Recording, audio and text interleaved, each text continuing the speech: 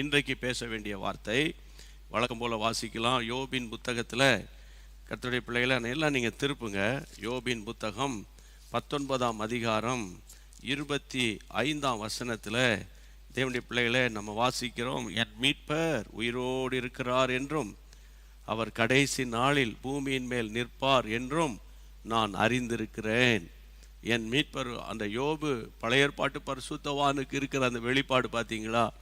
என் மீட்பர் உயிரோடு இருக்கிறார் மட்டுமல்ல, கடைசி நாளில் வேதம் சொல்லுகிறது அவர் பூமியின் மேல் வந்து நிற்பார் என்பதை நான் அறிந்திருக்கிறேன். ஆமென் என்று வெளிப்பாடோடு தீர்க்க தரிசனமாக யோபு சொல்லுகிறார்.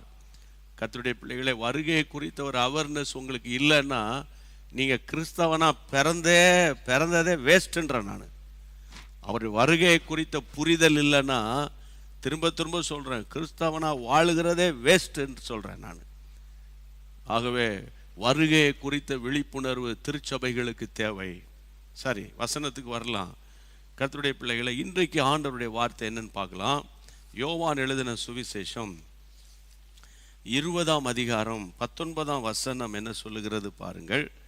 ஆமென், நான் வாசிக்கிறேன். John chapter 20 verse 19. வாரத்தின் முதலாம் நாளாகிய அன்றைய தினம் சாயங்கால வேளையிலே சீஷர்கள் கூடியிருந்த இடத்துல யூதர்களுக்கு பயந்ததினாலே கதவுகள் பூட்டப்பட்டிருக்கும் போது இயேசு வந்து நடுவே நின்று அவர்களுக்கு சமாதானம் என்றார். அவர்களுக்கு ஆண்டவர் சொல்றாரு, உங்களுக்கு சமாதானம். ஆண்டவர் சொல்லுகிறார். அது அழகான வார்த்தை, பீஸ். ஆங்கிலத்தில் சொல்லுவோம் peace. Peace be unto you. ஆண்டவருடைய நாமத்தினால இன்றைக்கு மாலையில் இருக்கிற தேவ பிள்ளைகளை, ஆண்டவராக இயேசு உயிர் தெழுந்த, அதாவது சிலுவையில் மரணத்துக்கு தன்னை ஒப்பு கொடுத்த போது அந்த கடைசி பேசின 7 வார்த்தைகள் பிரபலமானது, பிரசித்தி பெற்றது. குட் ஃப்ரைடேஸில் அநேக சபைகளில் அந்த 7 வார்த்தைகளை அன்னைக்கு மட்டும் பேசுவாங்க. சரியா தேவனுடைய பிள்ளைகளை? ஆனால் என்னை பொறுத்தவரையில் அடிக்கடி அந்த வார்த்தை பேசப்படணும். அதான் ரொம்ப முக்கியம். அதே மாதிரி இயேசு உயிரோடு கூட எழுந்த பிறகு அவர் பேசின வார்த்தைகள் ரொம்ப முக்கியமானது. இன்றைக்கு நம்ம என்ன பார்க்குறோன்னா, இயேசு அவர்கள் யூதர்களுக்கு பயந்து, வேதம் சொல்லுகிறது சீஷர்கள் எல்லாரும் ஆண்டவராக இயேசுக்கு இப்படிப்பட்ட சூழ்நிலை நேர்ந்ததுனால பயந்து போய், யூதர்களுக்கு பயந்து போய், அந்த அதிகாரிகளுக்கு பயந்து போய் கதவெல்லாம் பூட்டியிருக்க வீட்டுக்குள்ளே பயந்து நடுங்கிட்டு கிடக்குறாங்க. பயத்தினால நிரம்பி இருந்தார்கள். திடீரென்று பூட்டப்பட்ட அறைக்குள்ளே இயேசு பிரசன்னமானார். அவர் சொன்ன வார்த்தை என்னன்னு கேட்டால், உங்களுக்கு சமாதானம், உங்களுக்கு சமாதானம். என் அன்பு தேவனுடைய பிள்ளைகளே, இந்த நாட்களில் உலகம் முழுவதும் எந்த தேசத்துக்கு போங்க, அங்கே சமாதானம் இல்லை, சமாதானம் கிடையாது. சமாதானம்னு சொல்லி கர்த்தருடைய பிள்ளைகளை தலைவர்கள் பேசினாலும் சமாதானத்தை பற்றி பேசுகிறவனே சண்டை இழுத்து விட்டுட்டு இருப்பான். அதாவது கர்த்தருடைய பிள்ளைகளை சமாதானத்துக்காக அந்த சில இராணுவங்களை அனுப்புவார்கள் இன்னொரு தேசத்துக்கு, சமாதான படை, பீஸ் கீப்பிங் ஃபோர்ஸ் என்று சொல்லுவாங்க. ஆனால் அவனே அங்கே இருக்கிற ஆட்களை அடித்து நொறுக்கிடுவான். அதனால தான் கர்த்தருடைய பிள்ளைகள் ஆண்டவர் சொன்னார், உலகம் தரக்கூடாத சமாதானத்தை நான் உனக்கு வைத்து போகிறேன். ஐயா, சமாதானம் மட்டும் நமக்கு இருந்தால் தேவனுடைய பிள்ளைகளை, அந்த சமாதானம் மட்டும் இருந்தால் நம்முடைய சரீரம் வந்து ரொம்ப ஆக்டிவாக இருக்கும். அதான் ரொம்ப முக்கியம். சமாதானம் வந்து ரொம்ப ரொம்ப முக்கியம். சமாதானம் ரொம்ப ரொம்ப முக்கியம். இன்றைக்கி நான் இதை குறித்து யோசித்து தியானித்து ஜெபம் பண்ணிகிட்டே இருக்கும்போது கூட சங்கீதத்தில் நான் ஒரு வசனத்தை வாசித்தேன். அந்த வசனம் ரொம்ப பிரயோஜனமாக இருந்தது.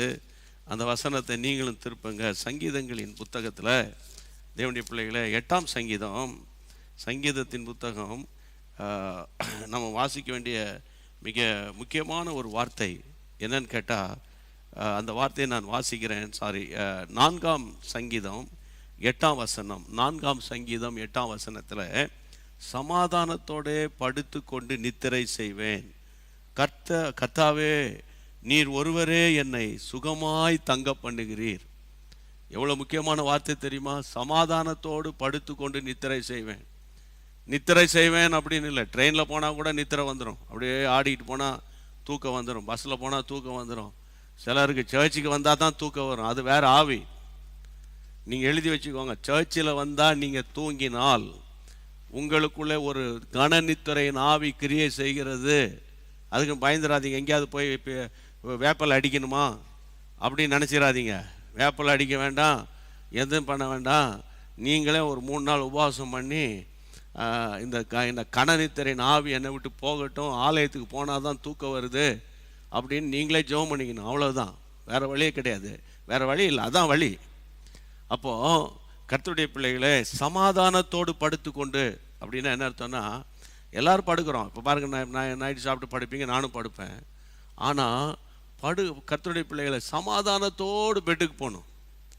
சமாதானத்தோடு பெட்டுக்கு போகணும், அதுதான் ரொம்ப முக்கியம். ஏன்னா நம்ம பலதரப்பட்ட குழப்பத்தோடு, எரிச்சலோடு, அல்லது வேதனையோடு, சஞ்சலத்தோடு படுக்கைக்கு போனோன்னா நீங்கள் 8 மணி நேரம் இல்லை, 10 மணி நேரம் படுத்தாலும் காலையில் எழும்போது உங்கள் முகம் நல்லாவே இருக்காது. இவ்வளோ நேரம் படுத்திருக்கோமே சரீரத்தில் ஃப்ரெஷ்னஸ்ஸே இருக்காது. காரணம், மைண்ட் அப்செட் ஆகிருக்குது. என் அன்பு தேவனுடைய பிள்ளைகளை, இது சிலருக்கு நான் சொல்கிறதெல்லாம் புரியாது. காரணம், அவங்களுக்குள்ள அந்த கனநித்திரை நாவி எப்போ பார்த்தா இருந்துக்கிட்டே இருக்கும். எப்போ பார்த்தா கனநித்திரை நாவி இருக்கும். அது வேற சப்ஜெக்ட். இப்போ அதுக்குள்ளே போக வேண்டாம். இப்போ சமாதானத்தோடு படுத்து கொண்டு நான் நித்திரை செய்வேன். அப்புறம், கர்த்தாவே நீர் ஒருவரே என்னை சுகமாய் தங்க பண்ணுகிறீர். எவ்வளோ அருமையான ஒரு வார்த்தை. சமாதானத்தோடு படுக்கணும், அப்போ தான் சுகமாக இருக்க முடியும். அப்போ பாருங்கள், சமாதானத்தினுடைய முக்கியத்துவம் என்ன பார்த்தீங்களா? இதைத்தான் ஆண்டவராக இயேசு கிறிஸ்து உயிரோடு எழுந்த பிறகு தம்முடைய சீடர்கள் நடுவில் 3 வருஷம் எவ்வளோ காரியம் பேசினார்ல. அவர் எதையாவது ஒன்று பேசியிருக்கலாம் அதில். ஆனால் நின்ன உடனே ஆண்டவர் சொல்கிறாரு, உங்களுக்கு சமாதானம். காரணம், அங்கே பயங்கரமான பயத்தினால அவங்க நடுங்கிட்டு கிடக்குறாங்க. இன்றைக்கு இந்த செய்தியை நான் உங்களுக்கு கொடுக்கும்போது ஒன்று சொல்கிறேன், கர்த்தருடைய பிள்ளைகளை, ஆண்டவருடைய சமாதானம் தான் உங்களுக்கு வேணும். சரியா? அவங்க வந்தால் சமாதானம் ஆயிரும், என் பையன் வீட்டுக்கு வந்தால் சமாதானம் ஆயிரும், என் மருமக வந்துட்டானா சமாதானம் ஆயிரும், மாமனார் இருந்தானா சமாதானம் போயிடும், அப்படிலாம் இல்லை. கர்த்தர் உங்கள் வீட்டில் இருப்பாரானால் உங்கள் வீட்டில் சமாதானம் இருக்கும். ஆமேன். அப்போது இந்த சமாதானத்துக்காக தான் மக்கள் குடிகாரன்லாம் எது குடிக்கிறான்? அந்த குடிச்சிட்டானா ஒரு மாதிரி ஆயிருமா, போதை போய் ஏதாவது பண்ணுமா. அது மாதிரி தான் இன்னைக்கு சினிமா பார்க்குறோம் 3 மணி நேரம். அப்புறமா இந்த காமெடி ஆக்டர்ஸுடைய காமெடியெல்லாம் பார்த்து கொஞ்சம் நேரம் நம்ம கவலையை மறக்கிறோம், கஷ்டத்தை மறக்கிறோம், துன்பத்தை மறக்கிறோம். அதனால் கொஞ்ச நேரம் பார்க்கலாம் அப்படின்னு அவங்க சொல்கிறாங்க. ஆனால் எல்லாத்துமே பார்த்திங்கன்னா டெம்பரவரி தானே. உண்மையான சமாதானம்னு ஒன்று இருக்குல்ல. உண்மையான சமாதானம் இருக்கா? இன்றைக்கி நான் இந்த செய்தியை உங்களுக்கு கொடுக்கும்போது உங்களுக்கு உண்மையான சமாதானம் இருக்கா? சில பேர் சமாதானமாக இருக்கிற மாதிரி நம்ம நடிக்கிறோமா? சமாதானமாக இருக்கிற மாதிரி நடிக்கிறோமா? என் அன்பு தேவனுடைய பிள்ளைகளே, இந்த நாட்களில் ஆண்டவர் நமக்கு சொல்கிற வார்த்தை, உங்களுக்கு சமாதானம். உயிர்த்தெழுந்த இயேசு பேசின வார்த்தைகளில் ஒன்று, உங்களுக்கு சமாதானம். லூக்கா எழுதின சுவிசேஷம் 24ஆம் அதிகாரம் 34ஆம் வசனத்திலிருந்து நம்ம வாசிக்கலாம். லூக் சாப்டர் 24 திருப்புங்கன்னா உங்கள் பைபிளை கொஞ்சம் திருப்புங்க, அப்படியே பார்த்துட்டு உட்கார்ந்துருக்காதீங்க அப்படின்னு அர்த்தம். 24:34 வாசிக்கிறேன். கர்த்தர் மெய்யாகவே உயிர்த்தெழுந்தார் என்று சீமோனுக்கு தரிசனமானார் என்று அவர்களுக்கு சொல்ல கேட்டு, வழியில் நடந்தவைகளையும் அவர் அப்பத்தை பிட்கையில் தாங்கள் அவரை அறிந்து கொண்டதையும் விவரித்து சொன்னார்கள். Verse 36. இவைகளை குறித்து அவர்கள் பேசிக்கொண்டிருக்கையில் இயேசு தாமே அவர்கள் நடுவில் நின்று, உங்களுக்கு சமாதானம், உங்களுக்கு சமாதானம். திரும்ப இயேசு வருகிறார் தம்முடைய சீஷர்களை சந்திக்க. ஐயா ஒன்று சொல்கிறேன், எந்த நீங்கள் பைபிளை கொஞ்சம் ஃப்ரீயாக இருந்தீங்கன்னா, டே டைமில் ரிட்டையர்ட் ஆனவங்க, சரியா, இந்த வசனங்கள்லாம் கொஞ்சம் நீங்கள் மெடிடேட் பண்ணி பாருங்கள். எந்த சூழ்நிலையில் என்ன வேர்டு ஆண்டவர் யாருக்கு இந்த வேர்டெல்லாம் ப்ரொனவுன்ஸ் பண்ணுறாரு.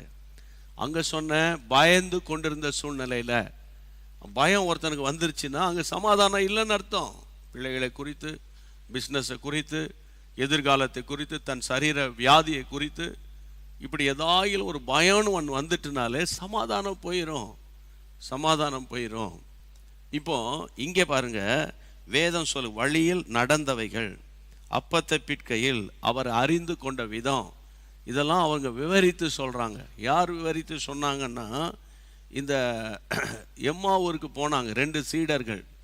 ஊழியம் செய்யறதுக்கு இல்லை, ஹவுஸ் விசிட்டிங் பண்ணுறதுக்கு இல்லை, பிசாசை துரத்துறதுக்கும் இல்லை.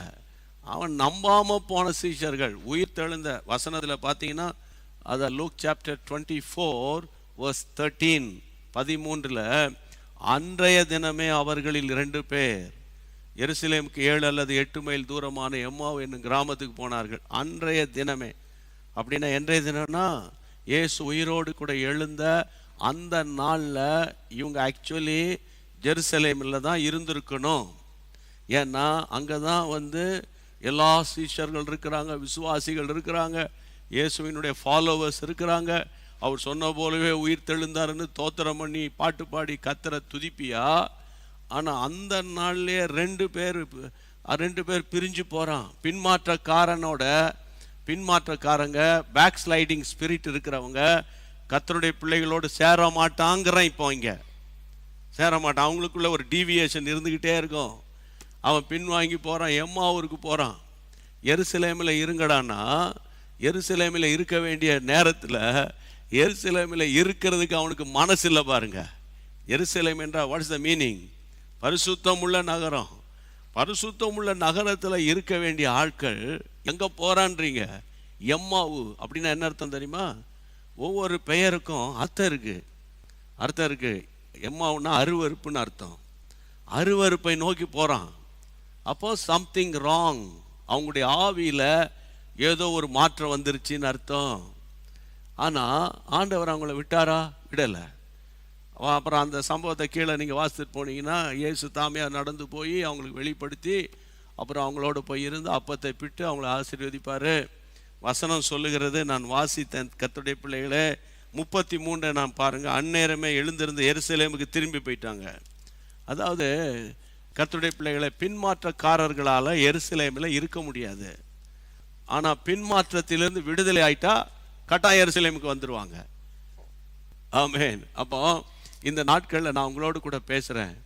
கர்த்தரோடு கூட இருக்கிறவங்க எருசலேமின் எக்ஸ்பீரியன்ஸில் இருக்கிறாங்கன்னு அர்த்தம். கர்த்தரை விட்டு பின்வாங்குறாங்கன்னா அவங்க கர்த்தருடைய பிள்ளைகளோட ஐக்கியம் வைக்க மாட்டாங்க. சில பேர் இருக்காங்க காலத்துக்கு ஏற்ற மாதிரி. ஆமாம், இப்போ எங்களை மாதிரி ஆட்களை கண்டு ஜெபம் பண்ணும்போது ஸ்தோத்திரம் ஆமென் ஹல்லேலூயா அப்படின்லாம் ஜெபம் பண்ணுவாங்க. அப்புறம் இன்னும் வேறு மாதிரி ஆட்கள் வரும்போது சொன்னால் அமைதியாக இருப்பாங்க. ஐயா, இனி இதுக்கெல்லாம் காலம் செல்லாது. பிஃபோர் கொரோனா வேற, ஆஃப்டர் கொரோனா வேற. அப்போ இந்த நாட்களில் தெளிந்த புத்தி உள்ளவர்களாக இருங்கள். ஏனெனில் உங்கள் எதிராளியான பிசாசானவன் எவனை விழுங்கலாம் என்று வகை தேடி சுற்றி திரிகிறான். இவங்க பின்மாற்றக்கார எம்மாவு சீச்சர்களை என் ஆண்டவர் போய் சந்தித்து அவங்கள திரும்ப எருசலேமுக்கு கர்த்தர் அனுப்பிட்டாரு. வழியில் நடந்தவைகளையும், வசனம் பாருங்க, நான் வாசித்தேன் இல்லை, வேதம் சொல்லுகிறது, அவரை அறிந்து கொண்டதையும் விவரித்து வழியில் நடந்ததையும் அவரை அறிந்து கொண்ட விதத்தையும் விவரித்து சொல்லுகிற இடத்திலே இயேசு வருகிறார், உங்களுக்கு சமாதானம் என்று சொல்றாரு. இப்ப நான் என்ன பேசுறேன் தெரியுமா? நீங்க கண்டதையும் கேட்டதையும் நீங்க அறிந்து கொண்டதையும் விவரிக்கும் போது, இயேசுவால் நீங்கள் தொடப்பட்டது, இயேசப்பா உங்களுக்கு செய்த அற்புதம், அல்லது நீங்க ஆண்டவர் உங்களுக்கு செய்த கிரியைகளை உங்கள் நண்பர்களோடு, உறவினர்களோடு, மற்றவங்களோடு நீங்க ஷேர் பண்றீங்கல்ல, விவரிக்கும் போது அந்த இடத்துல அவர் வந்துருவாரு. கையை வைத்து ஆண்டவர் தோத்திரம் பண்ணுங்க. அது வசனம் அழகாக சொல்லுகிறது. வழியில் நடந்தவைகள், அவர் அப்பத்தை பிற்கையில் தாங்கள் அவரை அறிந்து கொண்டதையும் விவரித்து சொன்னார்கள். இவைகளை குறித்து அவர்கள் பேசி கொண்டிருக்கும் போது இயேசு தாமே அவர்கள் நடுவில் நின்று உங்களுக்கு சமாதானம். இவைகளை குறித்து பேசும்போது, அந்த வசனத்தை வாசிங்க, verse 36. இவைகளை குறித்து அவர்கள் பேசி கொண்டிருக்கையில் இயேசு தாமே அப்படின்னா தானாகவே அவராகவே அவங்க நடுவில் வந்துட்டார். ஏன்னா அவரை பற்றி பேசுகிறாங்க, அவருடைய அற்புதத்தை பற்றி பேசுகிறாங்க. சாதாரணமாக பேசலை, மொட்டையாக பேசலை, விவரமாக பேசுகிறாங்க. அப்படின்னு அர்த்தம், டீட்டெயிலாக பேசுகிறாங்க, டீட்டெயிலாக பேசுகிறாங்க. நீங்கள் காலேஜ் ஸ்டூடெண்ட்டா, ஏசப்பாவை பற்றி உங்கள் ஃப்ரெண்ட்ஸோடு மெதுவாக பேசுங்க. வேலை ஸ்தலத்தில் கண்ணீரோடு கூட இருப்பாங்க, அப்பாவை இழந்திருப்பாங்க, அம்மாவை இழந்திருப்பாங்க, அவங்கள ஆறுதல் படுத்துங்க. ஓகே, உங்கள் வீட்டுக்கு வர்றவங்களோடு உட்கார்ந்து சமீப காலத்தில் நீங்கள் ஜெபிக்கும் போது கர்த்தர் உங்களுக்கு செய்த நன்மையை பேசுங்க அவங்களோட. சும்மா ஊர் கதை, அந்த கதை, இந்த கதை ஃபோனில் போட்டுக்கிட்டு உட்காந்துக்கிட்டு, வாட்ஸ்அப்பில் உட்காந்துக்கிட்டு, அங்கே இங்கே போயிட்டு ஸ்கைப்பில் பேசுகிறேன், அங்கே பேசுகிறேன்னுக்கிட்டு உட்காந்துக்கிட்டு நீங்கள் கதை அடிச்சுக்கிட்டு இருக்காதீங்க. இயேசுவை விவரிங்க, இயேசுவை விவரமாக பேசுங்க. உங்கள் நடுவில் அவர் வந்து அவர் உங்களை பார்த்து சொல்வார், உங்களுக்கு சமாதானம். ஆமாம், கையை வைத்து ஆண்டவரை ஸ்தோத்திரம் பண்ணுங்க.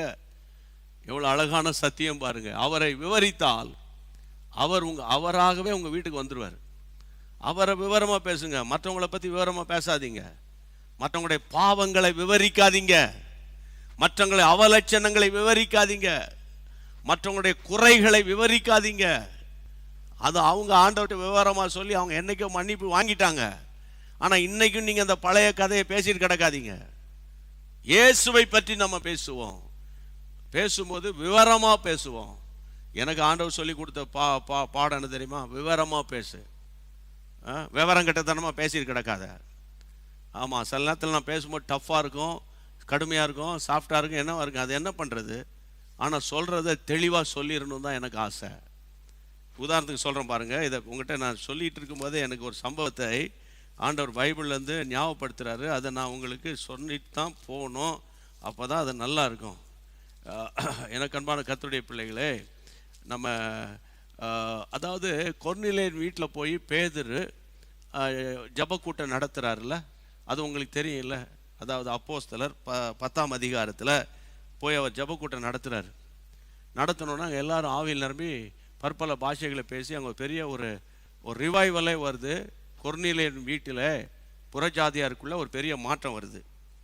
அப்போ இவர் புறஜாதியார்கிட்ட போய் மினிஸ்ட்ரி பண்ணுறாருன்னொன்னே அங்கே ஒரு குழப்படியும் வருது.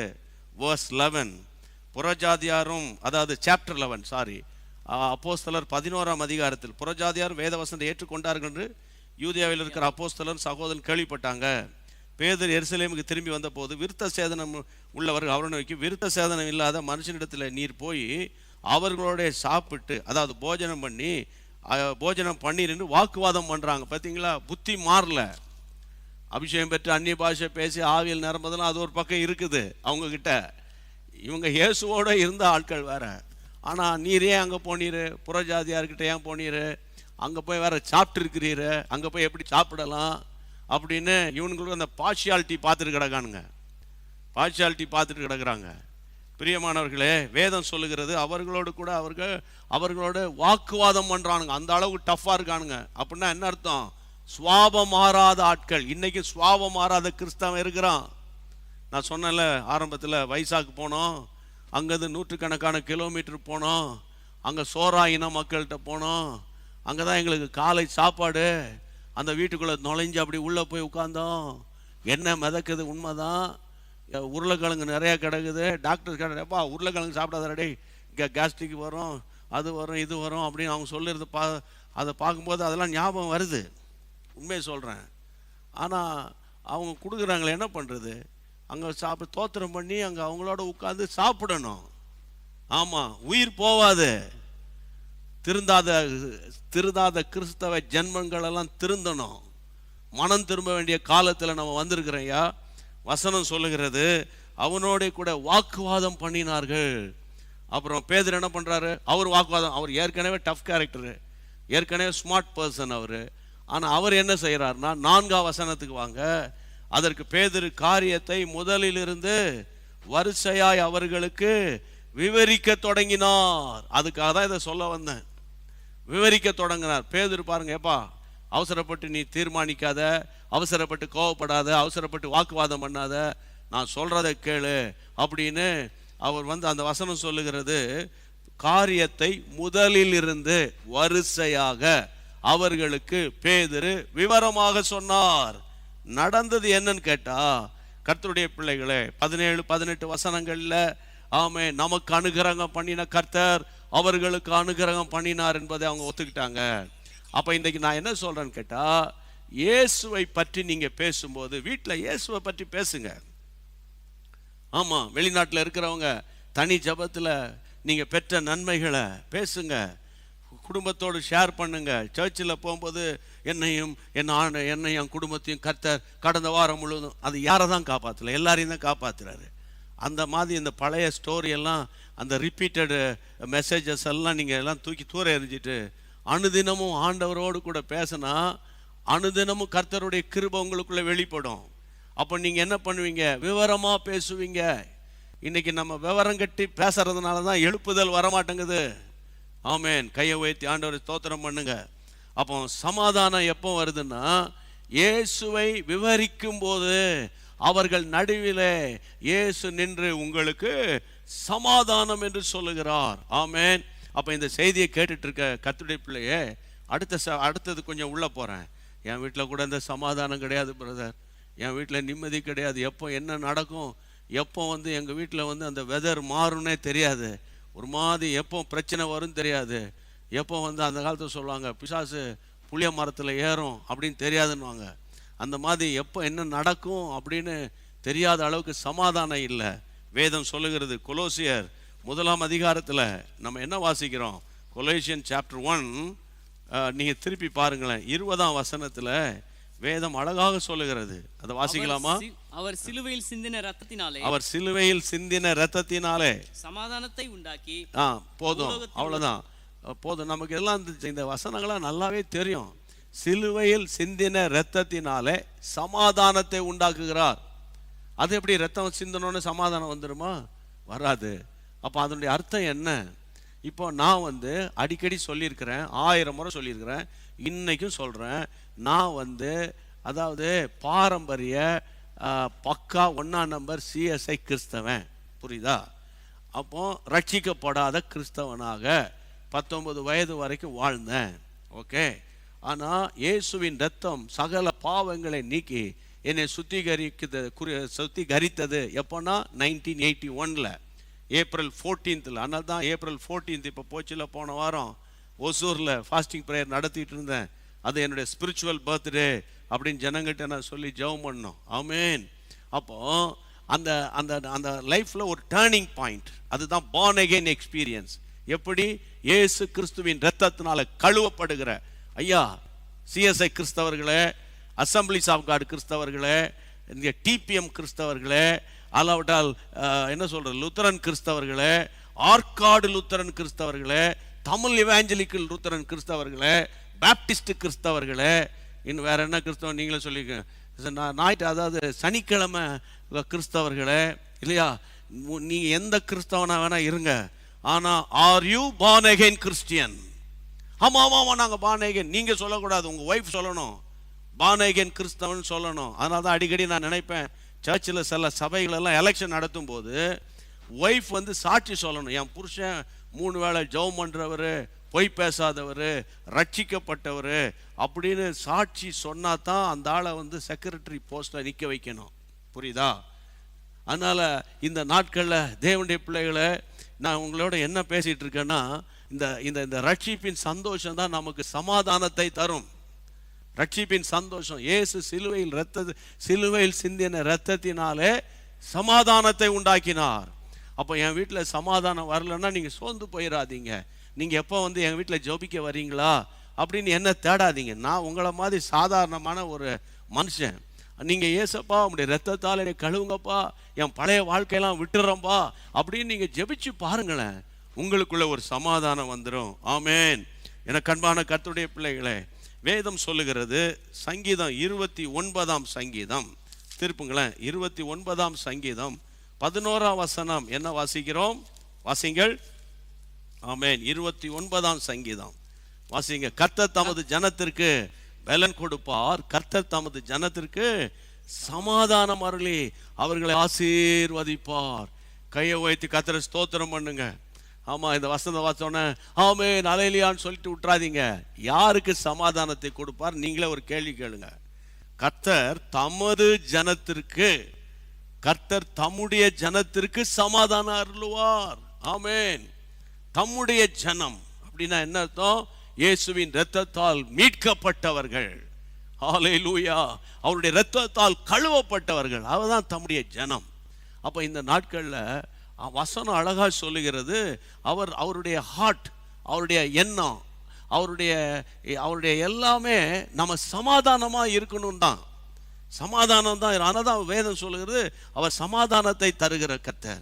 அப்படியே பிரதர், நானும் ஜெபிச்சு பார்க்குறேன், எனக்கு இந்த சமாதானமே வரமாட்டேங்க. எவ்வளவோ சமாதானத்துக்காக நாங்கள் ஜெபம் பண்ணுறோம், ஃபாஸ்டிங் இருக்கிறோம், இல்லை என்னென்னமோ பண்ணுறோம், யாரை கூப்பிட்டு ஜெபம் பண்ணிட்டோம், உங்களையும் கூப்பிட்டு ஜெபம் பண்ண சொல்லாமல் எங்களுக்கு ஆசையாக தான் இருக்குது. நான் ஒன்று சொல்கிறேன், இந்த வசனத்தை ஃபாலோ பண்ணுங்கள், உங்கள் வீட்டுக்கு சமாதானம் வந்துடும். 34ஆம் சங்கீதம், 34ஆம் சங்கீதத்தை திருப்புங்களேன். 34ஆம் சங்கீதம் 14ஆம் வசனம் என்ன வாசிக்கிறோம்? கர்த்தருடைய பிள்ளைகளே, தீமையை விட்டு விலகி நன்மை செய், அப்புறம் சமாதானத்தை தேடி அதை தொடர்ந்து கொள். பொதுவாகவே நமக்கு இந்த மாதிரி இந்த கமாண்ட்மெண்ட்ஸ்லாம் பிடிக்காது. நமக்கு வந்து கம்ஃபர்ட் தான் பிடிக்கும். கமாண்ட்மெண்ட்லாம் பேசாதீங்க அப்படின்னு நிறைய பேர் சொல்லுவாங்க. நீங்கள் வசனம் சொல்லுகிறது திரும்பி அந்த வசனத்தை ஸ்க்ரீனில் நீங்கள் போடுங்க. கர்த்தருடைய பிள்ளைகளே, வசனத்தில் அழகாக வாசிக்கிறோம், தீமையை விட்டு விலகு. முதல்ல தீமையை விட்டு விலகு, ரெண்டாவது நன்மை செய், மூணாவது என்னது? சமாதானத்தை தேடு. அப்போ சமாதானம் இங்கே பாருங்க, தானாய் வராது. சமாதானம் தானாய் வராது.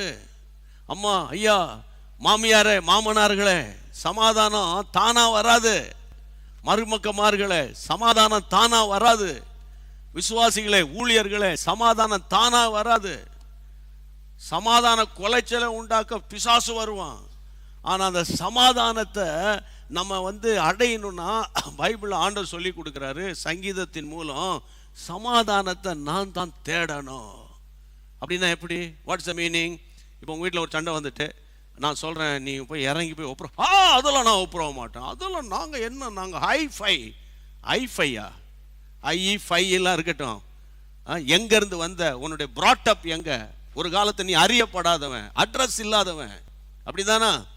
அட்ரஸ், உங்கள் அப்பா அம்மா கஷ்டப்பட்டு உன்னை வளர்த்தாங்க இல்லையா? எப்படி வளர்த்தாங்க அவங்கள போய் கேளு. அப்போ நாங்கள் ஹைஃபை அப்படி இப்படின்னு சொல்லிக்கிட்டு நாங்களாம் இறங்கி போக மாட்டோம். கர்த்தருடைய பிள்ளைகளை, இன்றைக்கி நான் சொல்கிறேன், சத்தியத்தை கேட்கறதுக்கு 1000 பேர் இருக்காங்க. எனக்கு ஜெபிங்கன்னு சொல்கிறதுக்கு 1000 பேர் இருக்காங்க. ஆனால் அதுக்கு கீழ்ப்படுகிறதுக்கு ஆட்கள் குறைவு. தெளிவாக வசனம் சொல்லுது, சமாதானத்தை நீ தேடு. அப்படின்னா சமாதானத்தை சர்ச் பண்ணு. இப்போ ஒரு ஊருக்கு போகிறீங்க, போய் கூகுளில் சர்ச் பண்ணுறீங்களா? எவ்வளோ தூரம்? அவ்வளோ தூரம் ஏன் போகிறோம்? இப்போ வந்தவன் சாப்பிட்ணும், எந்த ஹோட்டலுக்கு போகலாம்ப்பா, இந்த ஊரில் எந்த ஹோட்டல் இருக்குது, அதில் அந்த காலம். உடனே பையன் சொல்லுவான் ஃபோனில், அடிக்கிறேன் இருப்பாருங்க, அடிக்கிறேன். ஒரு 3/4 கிலோமீட்டரில் ஐஆர் பவன் இருக்குது, ஆனந்த பவன் இருக்குது, இந்த பக்கம் அடையாரம் இது இருக்குது, அதுக்கு மேலே எனக்கு தெரிய மாட்டேங்குது. அந்த மாதிரி சில பேர்லாம் இருக்குது.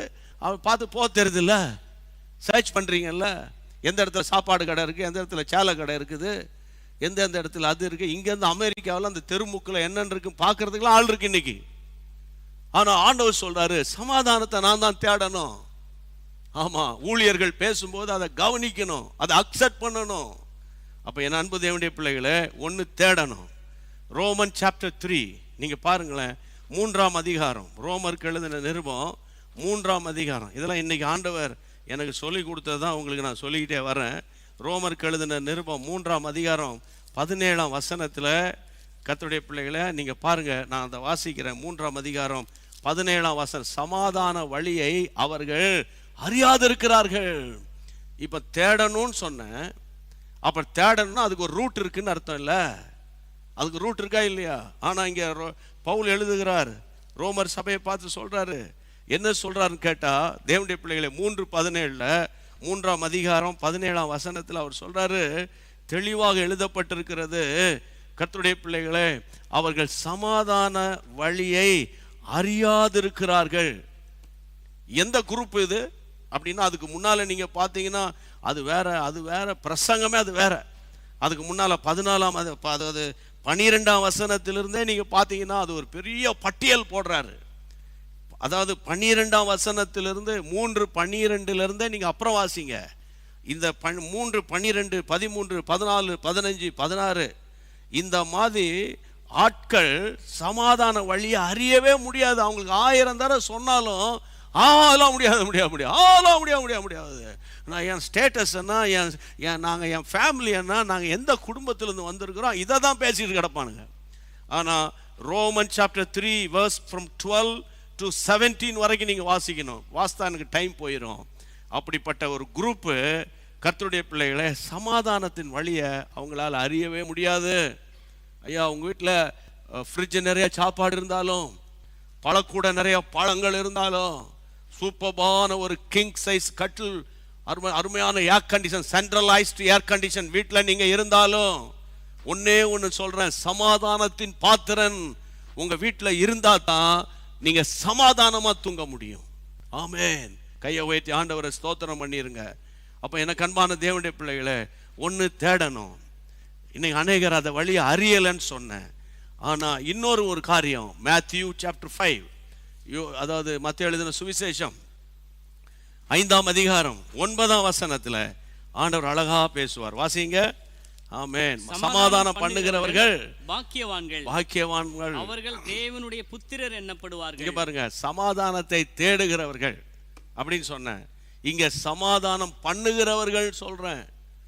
ஆண்டவர் வந்து திடீர்னு திடுத்துப்புன்னு உனக்கு சமாதானம் அப்படின்னு சொல்ல மாட்டாரியா, சொல்ல மாட்டாரு. திடீர்னு சொல்ல மாட்டார். சமாதானத்தை தேடணும், சமாதானத்தை நாடணும். இங்க சமாதானம் பண்ணுகிறவர்கள் பாக்கியவான்கள். 5ஆம் அதிகாரம் 9ஆம் வசனத்தில் ஆண்டவர் அழகாக நம்மோடு கூட பேசுகிற ஒரு வார்த்தை, சமாதானம் பண்ணணும். அப்படின்னா என்ன அர்த்தம்? கர்த்தருடைய பிள்ளைகளை சிலருக்கு நோபல் பரிசெல்லாம் கொடுத்துருக்காங்க. காரணம்னா சமாதானத்துக்காக அவங்க பிரயாசப்பட்டாங்க. சமாதானத்தை பற்றி ஒரு புக்கு எழுதினாங்க. அவங்க காலத்தில் ஒரு சமாதானம் வந்துச்சு அப்படின்னு கர்த்தருடைய பிள்ளைகளை சொல்லுவாங்க. சமாதானத்துக்காக நோபல் பரிசு சொல்கிறாங்களா இல்லையா? அவ்வளோ தூரம் பேருங்க. உங்கள் வீட்டில் நீங்கள் சமாதானத்துக்கு பிரயாசப்பட்டீங்களா? உங்கள் மருமகளையும் உங்கள் பையனையும் சேர்த்து வைக்க நீங்கள் பிரயாசப்பட்டீங்களா? அல்லது உங்கள் அண்ணனையும் தம்பியும் சேர்த்து வைக்க பிரயாசப்பட்டீங்களா? பிரித்து வைக்க பிரயாசப்பட்டீங்களா? சேர்த்து வைக்க பிரயாசப்பட்டீங்களா? சர்ச்சில் 2 குரூப் இருந்துக்கிட்டே இருக்குல்ல. அதாவது கடந்த கால ஆட்சி, இப்போ பேசுகிறதெல்லாம் அப்படி ஏடிஎம்கே டிஎம்கே கூட அப்படி பேச மாட்டாங்க. நேராக பார்த்தா அவங்க வணக்கம்லாம் சொல்லிக்கிடுவாங்க. ஆனால் நம்ம ஆட்கள் அவங்க கடந்த கால ஆட்சி, இப்போ நம்ம ஆட்சி. இந்த ஆட்சி அதெல்லாம் கிடையாது, சாட்சி தான் முக்கியம் ஐயா, சாட்சி தான் முக்கியம். அப்போ இந்த நாட்களில் அதெல்லாம் தூர எறிஞ்சிட்டு இன்னைக்கு சமாதானம் பண்ணணும். சமாதானம். அந்த நாட்களில் பேசுவாங்க, உனக்கு சமாதானம் இல்லையா, சண்டை போட்டினா கம்யூனியன் சர்வீஸுக்கு வராதன்னு. கம்யூனியன் சர்வீஸுக்கு வராத, கம்யூனியன் உனக்கு கொடுக்க மாட்டோன்னு அந்த காலத்தில் பாதியாரெல்லாம் பேசுவாங்க. இந்த காலத்தில் நீங்கள் என்ன கொடுக்குறது கம்யூனியன்னு? நானே வீட்டில் எடுத்துக்கிடுவேனே. அதுக்கு தான் நாங்கள் கொரோனாவில் ப்ராக்டிஸ் எடுத்துருக்குறோம். கர்த்தருடைய நாமத்தினால சொல்கிறேன். இந்த மாதிரி கொஞ்சம் டஃப்பாக பேசினா தான் சிலருக்கு கொஞ்சம் அசைது பாருங்களேன். என் அன்பு தேவனுடைய பிள்ளைகளை, பாரத்தோடு சொல்கிறேன், சமாதானம் இல்லாமல் நம்ம வீடு 5000, 10,000, 20,000 ஸ்கொயர் ஃபீட்டில் இருந்தாலும் அது ஒரு பைசாக்கு உதவாது. ஆண்டவருக்கு மகிமை உண்டாகட்டும். யோபின் புத்தகத்தில் 22ஆம் அதிகாரம், யோபு 22ஆம் அதிகாரத்தில் 21ல் யோபின் புத்தகத்தில் என்ன வாசிக்கிறோம்? நீ அவரோடு கூட பழகி சமாதானமாயிரும், அதனால உமக்கு நன்மை. சமாதானம் எப்படி வரும்? திடுதுப்புன்னு வந்துடாது. திடீர்னு ஆண்டவர் சொல்வாரு, உன் மேல தோல்ல போட்டு கை போட்டு அல்லது ஷேக்கன் கொடுத்து I love you my son சொல்ல மாட்டாரு. நீ அவரோடு பழகு, அப்பதான் அவரை பத்தி தெரியும். ஆமா, நான் அடிக்கடி சொல்றேன்ல, கஷ்டங்கள் வந்தாலும், போராட்டம் வரும், நெருக்கம் வரும், நிந்தை வரும், அவமானம் வரும், ஆனா இயேசு உன்னை கைவிட மாட்டார். நான் சொல்றேன்னா அவரோடு பழகுறோம். சில பேர் என்னைக்காவது ஒரு நாள் ஃபோன் அடிப்பான் தெரியுமா? ரொம்ப நாள் கழிச்சு நான் ஃபோன், அவனுக்கே மனசு குத்தம். ரொம்ப நாள் கழிச்சு ஃபோன் அடிக்கிறல்ல, நல்லா இருக்கீங்களா, வேற ஒன்றும் இல்லை, என்ன வேற ஒன்று, அப்போ எதுக்கு ஃபோன் பண்ணுற, வேற ஒன்றும் இல்லை அப்படின்னு சொல்லிட்டு, இது ஒரு காரியம் ஒன்று, கொஞ்சம் ஃபோன் பண்ணுறீங்களா, உங்களுக்கு தெரியும் தானே, நாங்கள் போகிறோம், கொஞ்சம் சொல்கிறீங்களா அப்படின்வாங்க. ரொம்ப காலம் கழிச்சு அவன் அடிக்கடி பழகுறவன். இன்னைக்கு கொரோனா உன்னை விட்டு போயிருச்சு, ஆனா அந்த கோயிலுக்கு போன ஆண்டவரை தேடணும். சும்மா மூச்சு வாங்குது, சும்மா தான் இருக்குது. மூச்சு வாங்கினா கல்யாண வீட்டுக்கு போகாம இருந்தியாப்பா, பர்த்டே வீட்டுக்கு போகாம இருந்தியா நீ? எவ்வளவு காரியம் நடக்குது பத்தீங்களா? ஆண்டவர் சொல்றார், வசனம் அழகாக சொல்ல, தேவனோடு பழகு. தேவனோடு பழகுனா என்ன அர்த்தம்? எப்போ அடிக்கடி பேசி பைபிள் வாசித்து அந்நிய பாஷையில ஜெபம் பண்ணி அடிக்கடி அவரோடு கூட பேசி பழகு. ஏனோக்கு தேவனோடு சஞ்சரித்தான். நடந்தது என்ன? எடுத்துக்கொள்ளப்பட்டான். ஆமா, ஏனோக்கு தேவனோடு சஞ்சரிக்கிறான். சஞ்சரிக்கிற அனுபவம் வேணும். இன்னைக்கு நமக்கு என்ன பிரச்சனை வந்தா, இப்போ எக்ஸாம் வரப்போது கடிதம் எழுதிடுவோம். ஜிபிஎஸ் ராபின்சனுக்கு கடிதம் எழுதுப்பா, அவர் மண்டே டு சண்டே வரைக்கும் திங்கக்கிழமை பரிச்சை, செவ்வாய்க்கிழமை பரிச்சை, புதன்கிழமை பரிச்சைன்னு அவன் உட்காந்து ஜெபம் பண்ணிட்டே கிடப்பார். ஜெபம் பண்ணுவோம், உண்மைதான். ஆனா நீங்க என்ன செய்ய போறீங்க? நீங்க என்ன செய்ய போறீங்க? பழகுங்க, இயேசுவோடு பழகுங்க. ஆமென். அதுக்கு தான் அபிஷேகம். வசனத்தை வாசித்து, ஆமா, கேஷுவல் ஆண்டவரோடு கூட பேசுங்க. அதுக்கு தான் வாழ்க்கை, அதான் வாழ்க்கை. அப்படி பழகினவங்க, ஜெபம் பண்ணவங்க தான் இன்னைக்கு முதிர் வயதிலும் நிறைய தாய் தகப்பமார்கள் ஜெபம் பண்ணிட்டு உட்கார்ந்துருக்கிறாங்க. காரணம், அவங்க பழக்கம் நேற்று இன்னைக்கு அல்ல. 50 வருஷமா ஆண்டவரோடு பழகுற ஆட்கள் உண்டு, 70 வருஷமாய் ஆண்டவரோடு பழகுகிற ஆட்கள் உண்டு. கர்த்தருக்கு ஸ்தோத்திரம். நீண்ட காலம் பழகினவன் தான் ஏசப்பாவை பத்தி புரியும். ஆமென். சும்மா ஒரு ஏதோ ஏதோ ஒரு கல்யாணத்துக்காக, வீட்டுக்காக, வேலைக்காக ஜெபம் பண்றவனுக்கு ஏசப்பா பத்தி புரியாது. கையை உயர்த்தி ஆண்டவர் ஸ்தோத்திரம் பண்ணிருங்க. இப்போ நம்ம பாரத்தோடு ஜெபம் பண்ண போறோம். ஆமென். இன்னும் நிறைய வசனங்களை நான் சொல்லிக்கிட்டே போவேன். என கண்மான கர்த்தருடைய பிள்ளைகளை, இன்றைக்கு நீங்கள் சொல்லலாம், முக்கியமான ஒரு சப்ஜெக்ட் பேச போகிறேன். இன்றைக்கி அதாவது நான் ஒரு 8:05 முடிக்கிறேன். ஓகே, 8:05 நான் முடிக்கிறேன். வேகமாக சொல்கிறேன், ஏன்னா முக்கியமான காரியத்தை பேசி முடித்தாதான் அது நல்லா இருக்கும். கர்த்தருடைய பிள்ளைகளை வாசிங்க. வசனம் சொல்லுகிறது, ரோமருக்கு எழுதின நிருபம் 12ஆம் அதிகாரம் 18ஆம் வசனம்.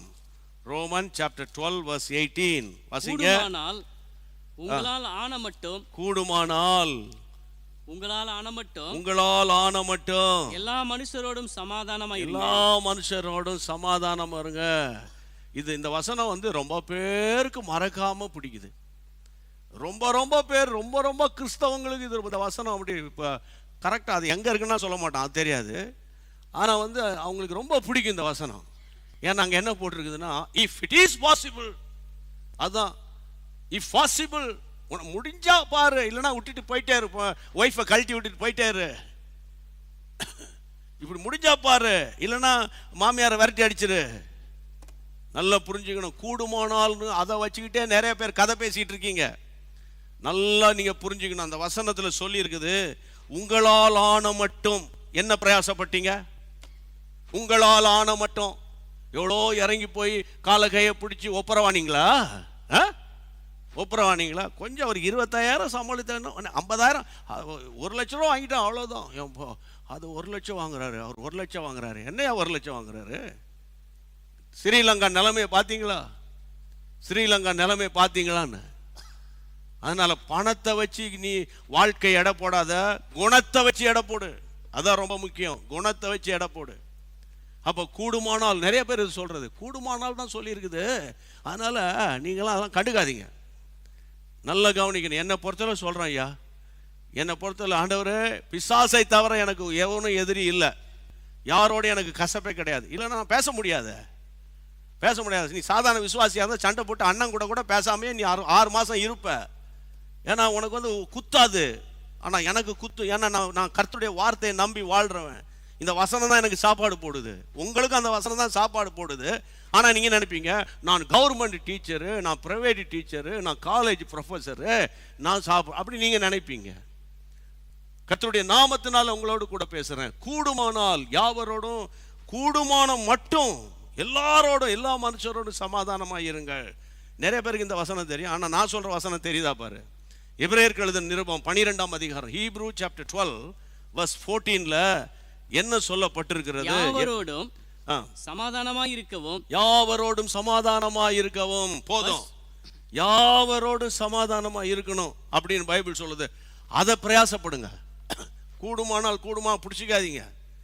கர்த்தருடைய கூடுமானால், கூடுமான மட்டும் அப்படின்னு இருக்கு. Maximum, as much as possible அப்படி சொல்லு. if it is possible மட்டும் சொல்ற. புரியுதா உங்களுக்கு? கர்த்தருடைய நாமத்தினால உங்களோட நான் பேசிட்டு இருக்கிறேன் கர்த்தருடைய பிள்ளைகளை. ஏன்னா 1 கொரிந்தியர் 7:15 1 கொரிந்தியர் 7ஆம் அதிகாரம் 15ஆம் வசனத்துல ஆண்டவர் உங்களை என்னையும் எதற்காக அழைத்திருக்கிறார்? அந்த வசனத்தின் பின்பாகத்துல சமாதானமாய் இருக்கும்படிக்கே, கர்த்தருடைய பிள்ளைகளை சமாதானமாய் இருக்கும்படிக்கே தேவன் நம்மை அழைத்திருக்கிறார். கையை வைத்து ஆண்டவர் ஸ்தோத்திரம் பண்ணுங்க. சமாதானமாய் இருக்கும்படி தான் கர்த்தர் நம்மை அழைச்சிருக்கார். யார்கிட்ட சண்டை கிட்ட போட்டுட்டு போகாம இருக்கீங்களா? அங்கங்க போகாம இருக்கீங்களா? சும்மா சில பேர்ல பார்த்தீங்கன்னா முன்னால் பார்த்தா நல்லா இருக்கீங்களா அப்படின்னு பேசிக்கிடுவாங்க. அந்த மனம் திறந்து பேசுறதான் விட்டுருச்சு. என்னைக்கோ அதெல்லாம் போயிடுச்சு. கர்த்தருடைய நாமத்தினால சொல்றேன், இந்த வசனத்தை நீங்க கர்த்தருடைய பிள்ளைகளை கடைசியா ஒரு வசனம் சொல்றேன். இந்த வசனம் ரொம்ப முக்கியமானது. கொலோசியருக்கு எழுதின நிருபம் 3ஆம் அதிகாரம் 15ஆம் வசனத்துல அப்போஸ்தலனாகிய பவுல் கொலோசியர் சபைக்கு அழகாக சொல்லி கொடுக்கிற வார்த்தை 3ஆம் அதிகாரம் கொலோசியன் சாப்டர் 3:15. தேவ சமாதானம் உங்கள் இருதயங்களில் ஆழக்கடவது. உங்கள் இருதயங்களில் ஆழக்கடவது. இதற்கென்றே நீங்கள் ஒரே சரீரமாக அழைக்கப்பட்டிருக்கிறீர்கள். நன்றி அறிதல் உள்ளவர்களாயும் இருங்கள். இந்த வார்த்தையில ரொம்ப ரொம்ப ஒன்னோட ஒன்று கனெக்ட் பண்றதை நீங்க மறந்துடாதீங்க. தேவ சமாதானம் உங்கள் இருதயங்களில் ஆழ கடவது. ஆமென். கர்த்தருடைய பிள்ளைகளே, peace of God rule in your heart அப்படின்னு என்ன அர்த்தம் தெரியுமா? ரூல்னா ஆட்சி. இப்ப தமிழ்நாட்டில் திராவிட முன்னேற்ற கழகம் ஆட்சி செய்கிறது. மத்திய அரசாங்கம் தாங்க, ஒன்றிய அரசாங்கம், அங்க பிஜேபி அரசாங்கம் ஆட்சி செய்கிறது இல்லையா கர்த்தருடைய பிள்ளைகளே? அப்போ இது அந்த மாநிலத்தை அந்த ஆட்சி செய்கிறது. அதை போல உங்களுடைய இருதயத்தையும் என்னுடைய இருதயத்தையும் பிசாசு ஆட்சி செய்யக்கூடாது, கசப்பு ஆட்சி செய்யக்கூடாது இல்லையா, வைராக்கியம் ஆட்சி செய்யக்கூடாது. தேவ சமாதான ஆட்சி செய்யணும். தேவ சமாதான ஆட்சி செய்யணும். ஆழ கடவது உங்கள் இருதயத்தை. தேவ சமாதானம் ஆழ கடவது. தேவ சமாதானம் அப்படி இருந்தா, அப்படி கர்த்தருடைய பிள்ளைகளை இருதயத்தில் தேவ சமாதானம் ஆழ கடவுதுன்னு சொல்லிட்டு இதற்காகவே ஒரே சரீரமா அழைக்கப்பட்டிருக்கிறோம். நன்றி அறிதல் உள்ளவராயிருங்க. நன்றி அறிதல் உள்ளவர்களாயிருங்க. கண்ணை மூடி ஜெபம் பண்ணலாம். எவ்வளவு அழகான சத்தியத்தை இன்றைக்கு நம்ம கற்றுக்கொண்டோம். ஆமாம், எவ்வளவு இந்த சத்தியம் உங்களுக்கு மட்டும் இல்லை, எனக்கும் தான். நான் பரலோகத்துலேருந்து இப்போ இறங்கி இப்போ இன்னும் கொஞ்ச நேரத்தில் மேலே போயிடுவேன். அப்புறம் நாளைக்கு சாயந்தரம் வர ஆள் இல்லை. இதே பூமியில தான் நம்ம இருக்கிறோம். இந்த சத்தியத்தை உங்களுக்கு மட்டும் பேசல, எனக்கும் நான் பேசுகிறேன். அதனால தேவ சமாதானம் இருதயத்தை ரூல் பண்ணணும். இருதயத்தை வேற ஒன்றும் ரூல் பண்ணிடக்கூடாது. ஆமாம், இந்த இருதயத்தை தேவ சமாதானம் ஆட்சி செஞ்சா எல்லாரோடையும் சமாதானம் இருப்போம், எல்லாரோடையும் இணக்கம் உள்ளவர்களாக இருப்போம். அவங்க எனக்கு பிடிக்காது, அவன் பயங்கரமான ஆள், அவன் முடிஞ்சு அவர் பேசட்டும், நான்லாம் பேச மாட்டேன். நான் வயசில் பெரிய ஆள், நாங்களாம் இப்போ இறங்கி பேச முடியாது. ஆமாம், இந்த ஹார்ட் ஹார்ட்டட் ஸ்டோனி ஹார்ட்டெல்லாம் தூக்கி போடுங்க. ஆமாம், இருதயத்தில் தேவ சமாதானம் குடிக்கொள்ளட்டும். கையை வைத்து ஜெபம் பண்ணுவோம். தகப்பனே, இந்த ஆசீர்வாதமான ஆண்டவரே, மாலை கூட்டத்தில் ஏசப்பா நீங்கள் சிலுவையில் இரத்தம் சிந்தி மரித்து அடக்கம் பண்ணப்பட்டு 3ஆவது நாள் உயிரோடு எழுந்த பிறகு நீர் பேசின வார்த்தைகளை ஞாயிற்றுக்கிழமையிலிருந்து தியானித்து கொண்டே வருகிறோம். இன்றைக்கு சமாதானம் என்ற வார்த்தையை நீர் சொன்னீர், அதை இன்றைக்கு தியானித்தோம். இம்மட்டுமாய் நடத்தின கர்த்தருக்கு ஸ்தோத்திரம். அப்பா, அந்த சமாதானத்துக்காக நாங்கள் ஜெபம் பண்றோம். எங்க பிள்ளைகளுக்குள்ளே, எங்களுக்குள்ளே, எங்கள் வீட்டுக்குள்ளே, எங்க பிசினஸ் சென்டர்லாம், ஊழிய ஸ்தலத்திலெல்லாம், வேலை ஸ்தலத்திலெல்லாம், பள்ளிக்கூடங்களிலெல்லாம், டிராவலிங்ல எல்லாம் எப்போதும் ஒரு சமாதானம் எங்களை நிரப்பும்படி இயேசுவின் நாமத்தில் ஜெபிக்கிறோம். சமாதானத்தை தேடணும், நாடணும், சமாதானம் பண்ணணும். ஆண்டவரே, இதெல்லாம் எங்களுக்கு இன்னைக்கு சொல்லி கொடுத்ததுக்காக ஸ்தோத்திரம். தாழ்த்தி ஒப்பு கொடுக்கிறோம், கிருபைக்கு ஒப்பு கொடுக்கிறோம். நன்றி அறிதல் உள்ளவர்களாய் வாழ எங்களுக்கு கிருபை தாங்க. மாறாத தேவக்கரம் கூட இருந்து நடத்தட்டும். இன்றைக்கு யார் யார் வீட்டிலே சமாதானம் இல்லாம, நிம்மதி இல்லாம அலகழித்து கொண்டிருக்கிறதோ, அந்த அலகழிப்பின் ஆவியை இயேசுவின் நாமத்தில் துரத்துகிறோம். வீட்டுக்குள்ள கசப்போடு, மன கஷ்டத்தோடு, மன விட்டு பேசாம இருக்கிறவர்கள் கூட்ட முடிவில் பேசட்டும். ஒரு ஒப்புரவாக்குதல் வரட்டும். சாத்தானை வெட்கப்படுத்துவார்களாக. இதன் நிமித்தம் உம்முடைய ராஜ்யம் கட்டப்படட்டும். அப்பா, அந்த நாளுக்குரிய வார்த்தையை நீர் எனக்கு கொடுக்கிறீர். உம்முடைய கிருபையினால நான் நின்று போதிக்கிறேன். இதன் நிமித்தம் உம்முடைய ராஜ்யம் வருகிறதுக்காக நன்றி. ஒப்பு கொடுத்து ஜெபிக்கிறோம். மாறாத தேவகரம் கூட இருந்து வழி நடத்திட்டோம். இயேசுவின் நாமத்தில் ஜெபம் கேளும் பிதாவே, ஆமென். கைகளை வைத்து சொல்வோம். என் ஆத்துமாவே கர்த்தரை ஸ்தோத்திரி, என் முழு உள்ளமே பரிசுத்த நாமத்தை ஸ்தோத்திரி.